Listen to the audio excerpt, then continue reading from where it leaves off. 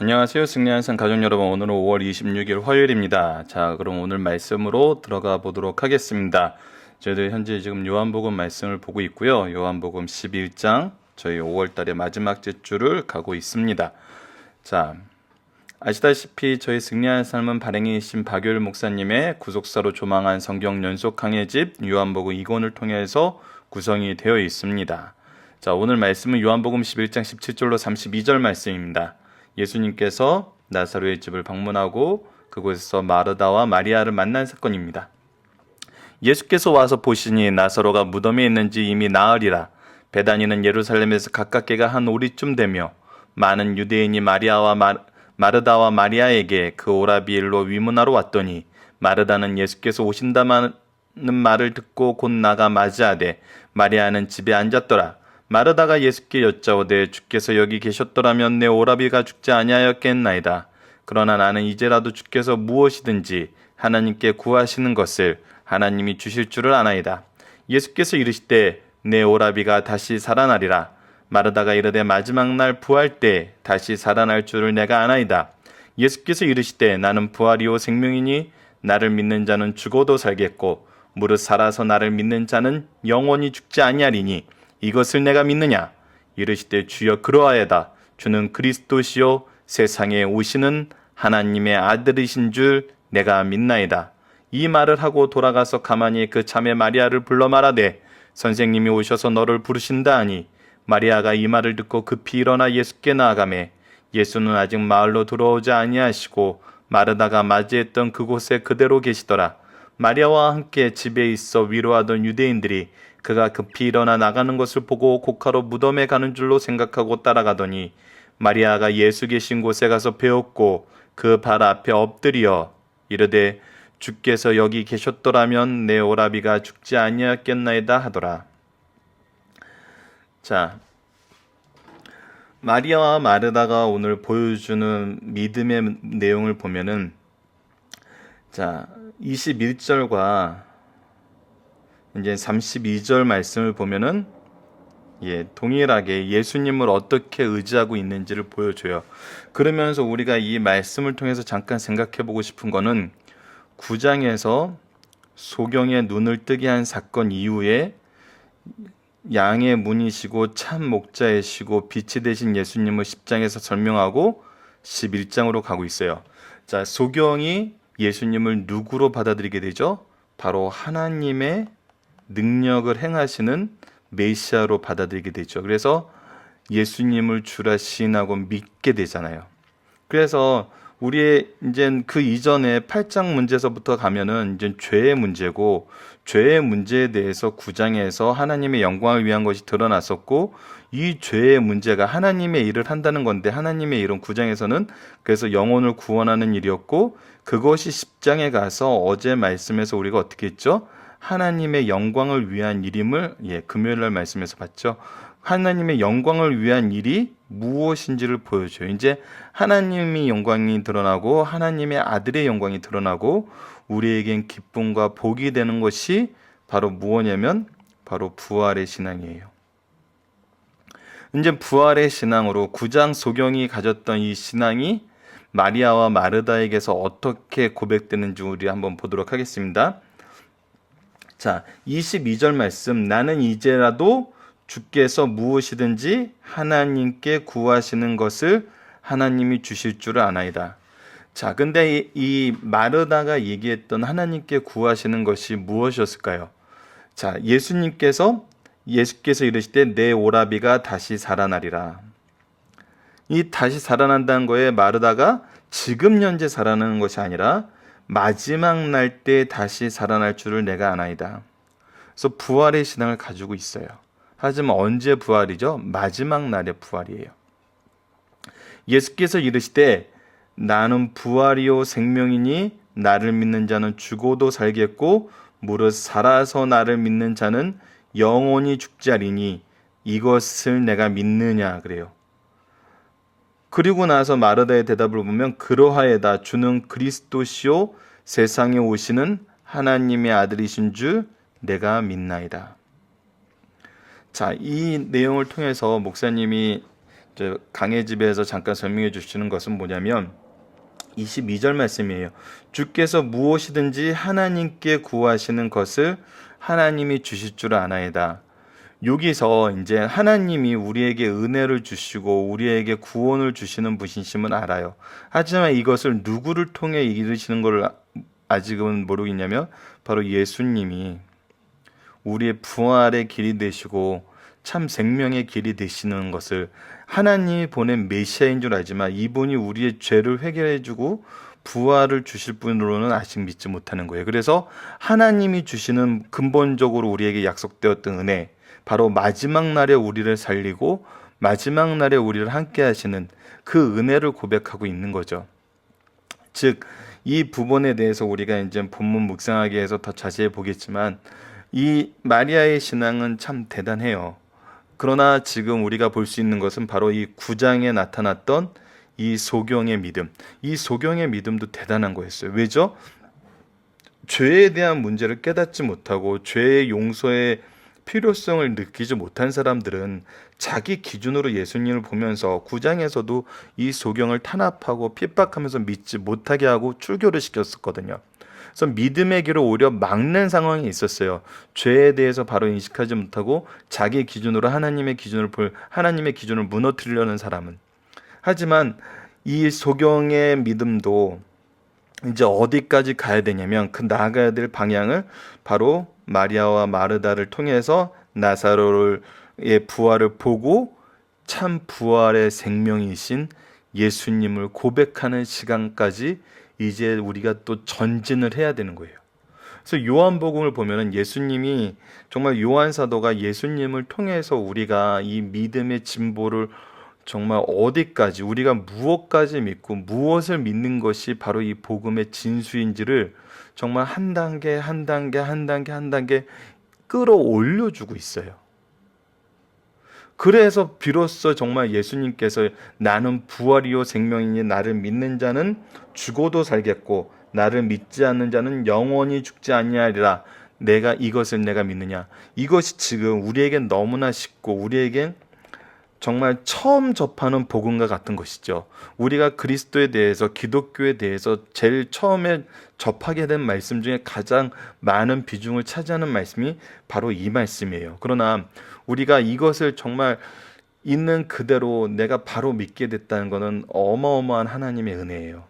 하지만 이 믿음을 주기 위해서 우리가 구약 전체를 보지 못하더라도 요한복음 1장부터 지금 10장까지의 말씀을 통해서 이 믿음을 주시기 위해서, 이 믿음을 받아들이게 하기 위해서, 이 믿음을 깨닫게 하기 위해서 예수님이 얼마나 많이 부딪히시고 많이 깨우치게 하시고 많이 가르치시고 인내하고 계시는지, 또 얼마나 사랑하고 계시는지 계속 나타나고 있어요. 그 많은 그 갈등 속에서. 근데 이거는 단순히 유대에서 예수님 공생이 일어난 것이 아니라 하나님의 구속의 역사 안에서는 창세기 3장에서 인간의 타락 이후에 지금 요한계시록까지 전체를 보면은 지금 이 요한복음에서 이 내용을 압축해서 설명해주고 있지, 그 유수한 세월 동안 이 인류의 역사라는 이 역사의 틀 안에서 하나님이 주고 싶고자 하시는 이 부활의 소망과 부활의 능력을 우리로 하여금 누리게 하시기 위해 얼마나 끊임없이 일하고 우리와 부대끼고 우리를 깨우치게 하기 위해서 그의 종들을 얼마나 꾸준히 보내고 그 안에서 고난받게 하시고 그 안에서 핍박받게 하시고 결국 그 안에서 죽게 하셨는지를 우리에게 지금 보여주고 있거든요. 그러면은 이거보다 더 중요한 건 없어요. 왜? 하나님이 그렇게 중요하기 때문에 우리를 이 역사, 인류라는 이 역사 틀 안에서 오직 이거를 우리로 하여금 하게 하기 위해서 예수님을 보낸 거거든요.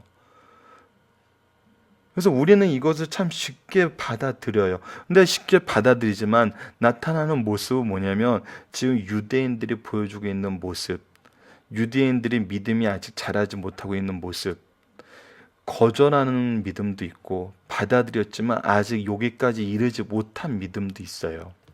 그러니까 우리가 이 부분을 이해를 하고 우리의 믿음의 진보와 우리의 믿음과 우리의 인생의 삶의 가장 중요한 것이 바로 이 부활의 소망에 있음을 우리가 고백할 수 있을 때까지 우리는 신앙의 스승으로서 또 우리의 부모로서 이것을 계속 공급해 줘야 되는 거거든요. 왜요?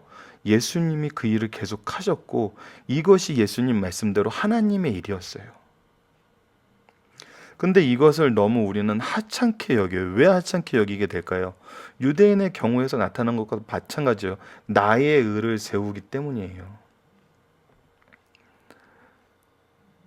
이제 마리아와 마르다의 역할, 이 모습을 보면은 나의 의가 아니라 하나님의 의에서 예수 그리스도를 바라보고 있어요. 하지만 아직 어디까지 이르지 못했어요? 부활의 길 대신 예수님에까진 아직 이르지 못하고 있는 모습이 바로 이 말씀에서 보여진 거예요. 그러면 앞으로 무엇이 보여질까요? 이 부활의 생명을 경험하고 고백하는 마리아의 모습이 드러나죠. 향유 옥합을 바르면서 예수님의 장례, 이 내용, 이 구속과 부활의 이 선물을 주시기 위해서 가시는 예수님의 길을 예비하는 마리아의 신앙 고백에 나타나는 거죠. 그리고 제자들에게 예수님께서 21장의 마지막 베드로를 통해서 얘기하신 게 뭐예요? 내 양을 먹이라거든요. 바로 이 부활과 구속의 신앙을 얻는 데까지 네가 이제 수고하여야 된다는 거예요. 내가 너를 불러 쓰겠다는 거예요. 이것이 우리에게 주셨던 선교 명령이었고 지상 명령이었거든요.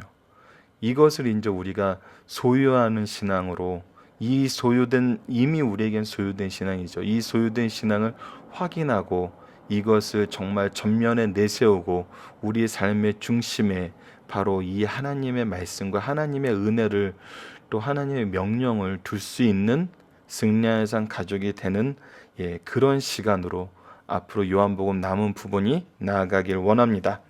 자, 그러면은 이제 본문 말씀을 보도록 하겠습니다. 마르다와 마리아가 보여준 예수님에 대한 믿음의 고백은 무엇입니까? 성경 구절 말씀을 보도록 할게요. 요한복음 1장 21절로 27절. 11장이죠. 죄송합니다. 11장인데 1절로 표시를 해놨네요. 예. 11장입니다. 마르다가 예수께 여짜오되 주님이 여기 계셨더라면 내 오라비가 죽지 아니하겠나이다. 예수님이 이 땅에서 보여준 권능은 믿고 있어요.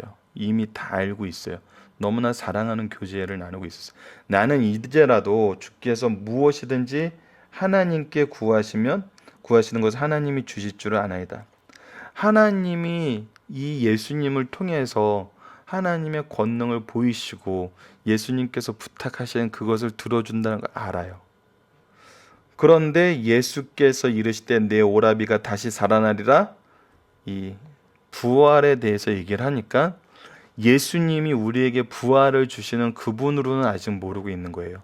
그러지만 무엇을 믿어요? 하나님께서 우리 인류에게 약속하셨던 마지막 날의 부활은 믿어요. 그러니까 예수님이 무엇을 이유로 왜 4일을 거하신 다음에 왔을까? 바로 이 믿음을 주기 위한 거거든요. 예수께서 부활이시다는 거, 예수를 통해서 우리가 부활하게 된다는 거. 그러니까 예수님께서 이제 선언하시잖아요. 나는 부활이요 생명이니 나를 믿는 자는 죽어도 살겠고 물론 나를 믿는 자는 영원히 살아서 나를 믿는 자는 영원히 죽지 아니하리니 이것을 내가 믿느냐. 자, 이제 우리가 이 생에서 예수 그리스도께서 부활이요 생명이신 믿는 사람은 죄로 인해서 죽음으로 가지 않는다는 거예요. 영적인 우리의 영혼의 죽음이 예수님의 구속으로 인해서 예수님이 주시는 부활과 생명으로 인해서 우리는 하나님의 권속이 된다는 거거든요. 이에 대해서 마르다가 주여 그러하이다 주는 그리스도시요 세상에 오시는 하나님의 아들인 줄 내가 믿나이다. 자, 이 상황에서 이제 마리아의 말씀도 동일했죠. 마리아가 예수 계신 곳에 가서 배웠고 그 발 아래 엎드려 이르시되 주께서 여기 계시더라면 내 오라비가 죽지 아니하였겠나이다. 자, 이제 이 믿음의 고백이 정말 순전하고 예수님을 사랑하는 바른 믿음의 고백이었어요. 하지만 예수님이 우리에게 주시고 마리아와 마르다에게 주시고 제자들에게 주시기 위한 그 목표는 어디였죠? 바로 부활이며 생명 되신 예수님을 믿게 하는 거예요.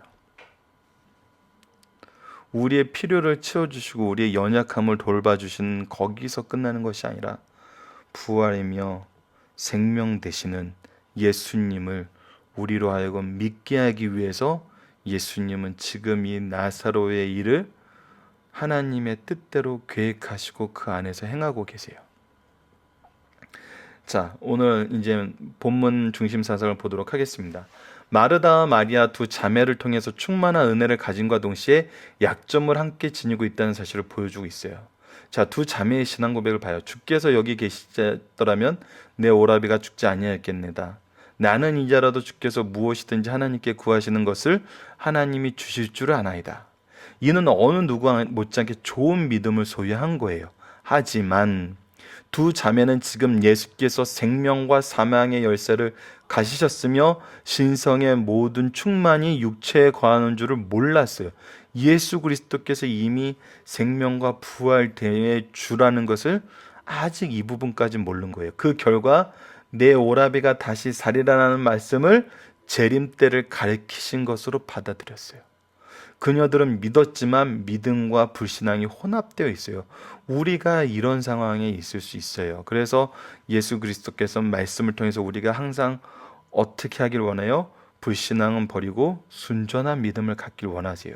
이는 마르다 마리아뿐 아니라 진정한 하나님의 자녀라고 자부하던 성도들까지도 이런 양면성이 있다는 사실을 가르쳐 주신 말씀이에요. 그래서 우리가 말씀 중심, 예배 중심, 하나님 중심의 삶을 살아야 되는 거예요. 자, 다음을 보도록 하겠습니다. 2번, 주님은 우리의 부활이요 생명 되신다는 사실을 선언해요. 그래서 이 불신앙의 모습을 덜어내기 위해서 예수 그리스도가 이제 우리에게 무엇을 주고자 하시는지 더욱더 분명하게 드러내시고 그것을 경험하게 하시죠. 주님은 우리를 죽음에서 살리시는 자시오 우리에게 생명을 주시는 분이시다. 여기서 상과 죽음은 육신적인 것을 말하는 것이 아니라 영적 생명을 말씀하신 것이다. 예수 믿는 자는 죽어도 살겠고 즉 그가 죽을지라도 주께서 살리세요. 살아서 나를 믿는 자는 영원히 죽지 아니하리라. 이는 영적으로 살아서 믿음으로 중생한 자의 영은 영원히 죽지 않고 영속적 상태 그대로 영생을 얻게 된다는 사실을 말씀하신 거예요. 이것이 예수님 믿는 사람들의 신비예요. 이것을 내가 믿느냐고 주님께서는 반문하세요. 이 질문은 마르다와 마리아뿐 아니라 예수 앞에 선 모든 인류에게 주시는 질문이에요. 우리도 말씀을 의지하여 바른 믿음 가질 것을 가르쳐주는 말씀입니다. 마지막 3번입니다. 우리가 본받을 마리아의 신앙이에요. 성경은 여러 곳에 마리아의 신앙과 인격을 귀하게 말하고 있지만 본문에서는 아름답게 표현하고 있어요. 주님의 부르심을 받자마자 달려가 그 발 앞에 엎드려 주님을 영접했어요. 마리아의 신앙은 자기를 바치는 신앙이요 적극적인 신앙이며 겸손한 신앙으로 우리가 본받을 신앙임을 오늘의 본문 말씀은 가르쳐주고 있습니다. 누구보다도 이런 신앙을 가진 사람이 누구보다도 큰 은혜를 누리게 되는 건 사실이에요. 그 은혜가 단순히 많이 받는다는 것이 아니라 그 안에 영적인 기쁨, 이 구속의 은혜와 생명 되신 예수님이 어떤 의미인지를 우리가 성경을 알면 알수록 이것이 얼마나 소중하고 얼마나 은혜로운 건지 그 안에 우리의 성령의 샘이 정말 강같이 흐르게 되는 그 영적인 기쁨이 점점 커짐을 알게 돼요. 이 세상의 것이 얼마나 작은 것임을 알게 되고 이 세상의 것이 얼마나 하나님 앞에서 우리 인간에 비해서는 얼마나 보잘것없는 것임을 알게 돼요. 그래서 우리의 염려가 바뀌어요. 우리의 염려가 사라지게 되는 것이죠. 왜? 나의 존재의 가치가 하나님 앞에서 얼마나 높임을 받고 있는지 아니까. 나를 위해서 죽으시는 예수님의 믿음이 단순히 세이버가 아니라 정말 이 온 인류, 온 우주보다 큼을 알게 되니까. 정말 별을 좋아하는 사람들이 별을 보면은 정말 감탄을 금치 못한다 그래요. 이 우주의 광활함과 신비로움에. 근데 성경이 끊임없이 얘기해주고 있는 건 그거거든요. 네가 더 귀중하다는 거거든요. 왜? 창조주이신 예수님이 나의 영혼을 구하기 위해서 죽으셨는데, 그 창조주의 이런 작품이 어떻게 그 창조주의 생명보다 귀할 수 있겠어요? 이 온 우주가 우리보다 귀할 수가 없어요. 그것이 하나님의 기준이에요. 그래서 우리가 하나님의 기준으로 산다는 것은 우리를 포기하는 삶이 되는 것이 아니라 우리가 온전해지는 삶이 되는 거예요. 우리가 바로 정말 하나님이 주시는 그 가치에 합당한 삶을 살게 되는 거거든요. 우리 기준으로는 우리가 무슨 우주보다 귀해질 수 있어요? 말도 안 되죠. 이 한국 1년 예산보다도 귀해질 수 없는 게 우리 인간이 만든 기준 안에서 우리의 한계예요. 그리고 가인의 성에서 나타났던 것처럼 우리가 가인의 성에 가서 가인의 성 사람들의 기준에 살게 되면은 결국 우리는 가인 성 사람들의 하수인에 불과할 뿐이에요. 그들이 화나서 죽이고자 했을 때 죽을 수밖에 없는 인생이 되는 거예요. 하나님의 자녀와 세상의 자녀로 사는 것은 이렇게 갭이 커요.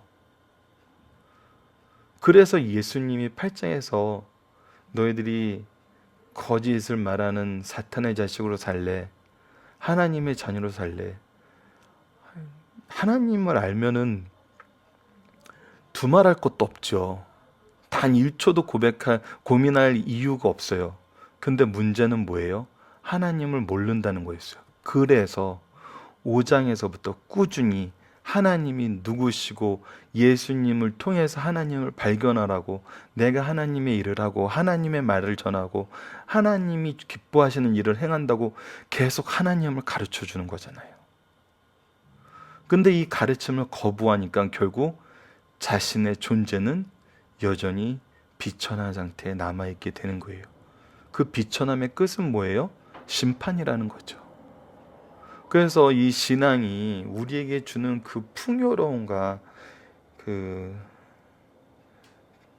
존재 가치의 그 특별함은 하나님을 알지 못하고서는 발견할 수가 없어요. 그 부분이 정말 우리 신앙에서 우리가 이 세상에서 누릴 수 있고 우리가 이 마음속의 기쁨을 누릴 수 있는 정말 큰 부분이거든요. 이 부분을 소유하시는 승려회상 가족 여러분들 되시길 바랍니다. 오늘 말씀을 기초로 기도하기를 통해서 마치겠습니다. 하나님, 우리에게 부활을 선언하신 예수님의 말씀을 통해 참된 소망을 주심을 감사합니다. 이 믿음을 우리에게 주시기 위해 사랑하는 자들을 통해 선언하시고 증명하시고 증언하게 하심을 감사드립니다. 우리 모두 부활되신 예수님을 바로 전하는 그리스도의 군사 되게 하여 주소서. 예수님 이름으로 기도드립니다. 아멘.